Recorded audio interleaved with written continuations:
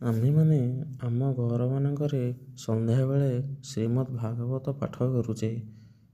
ଆଉ ସେ ଶ୍ରୀମଦ୍ ଭାଗବତକୁ ଶ୍ରୀ ଜଗନ୍ନାଥ ଦାସ ଲେଖିଛନ୍ତି। ଜଗନ୍ନାଥ ଦାସ ପଞ୍ଚସଖା ମଧ୍ୟରୁ ଜଣେ। ଅଚ୍ୟୁତାନନ୍ଦ ଦାସ, ବଳରାମ ଦାସ, ଜଗନ୍ନାଥ ଦାସ, ଯଶୋବନ୍ତ ଦାସ ଏବଂ ଅନନ୍ତ ଦାସ ପ୍ରାୟ 1500 ଶତାବ୍ଦୀରେ ଓଡ଼ିଶାର କପିଳେଶ୍ୱରରେ, ବର୍ତ୍ତମାନ ଯାହାକୁ ଆମେ ବାଲିପାଟଣା ନିକଟ ବୋଲି କହୁଛେ, ଗାଁର ଜଗନ୍ନାଥ ଦାସଙ୍କ ଜନ୍ମ ହୋଇଥିଲା। ଛୋଟବେଳୁ ତାଙ୍କ ମନ ଧର୍ମ, ଭକ୍ତି ଓ ସାଧନାରେ ଲଗାଥିଲା। ଯୁବାବସ୍ଥାରେ ଜଗନ୍ନାଥ ଦାସ ସବୁବେଳେ ହରିନାମ ଜପ କରୁଥିଲେ।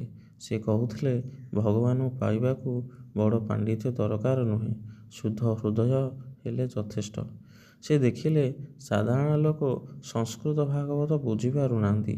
ତେଣୁ ଜଗନ୍ନାଥ ଦାସ ଭଗବାନଙ୍କ କୃପାରେ ଓଡ଼ିଆ ଭାଗବତ ଲେଖିଲେ।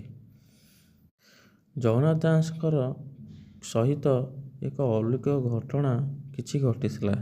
ଜଗନ୍ନାଥ ଦାସ ଯେତେବେଳେ ରାତିରେ ଭାଗବତ ଲେଖୁଥିଲେ, ସେ ଦୀପ ଜଳୁଥିଲା, କିନ୍ତୁ ତାଙ୍କ ଚକ୍ଷୁ ଧୀରେ ଧୀରେ କ୍ଳାନ୍ତ ହୋଇଗଲା।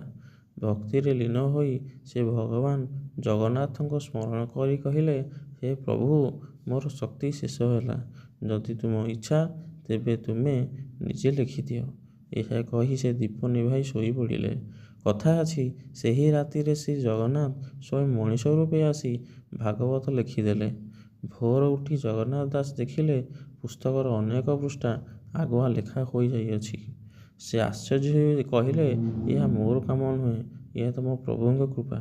ତେବେ ସେ ବୁଝିଲେ, ଭାଗବତ ମାନେ କେବଳ ଗ୍ରନ୍ଥ ନୁହେଁ, ଏହା ଭଗବାନଙ୍କ ଲୀଳା ଓ କୃପା। ଏଥିରୁ ଶିକ୍ଷା ମିଳୁଛି, ଯେଉଁଠି ନିଷ୍କାମ ଭକ୍ତି ଥାଏ, ସେଠି ଭଗବାନ ସ୍ୱୟଂ କାର୍ଯ୍ୟ ସାଧନ କରନ୍ତି।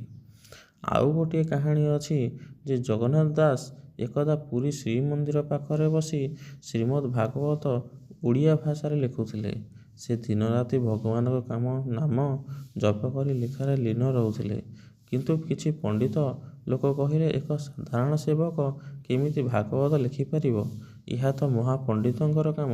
ସେମାନେ ଜଗନ୍ନାଥ ଦାସଙ୍କୁ ପରୀକ୍ଷା କରିବାକୁ ସ୍ଥିର କଲେ।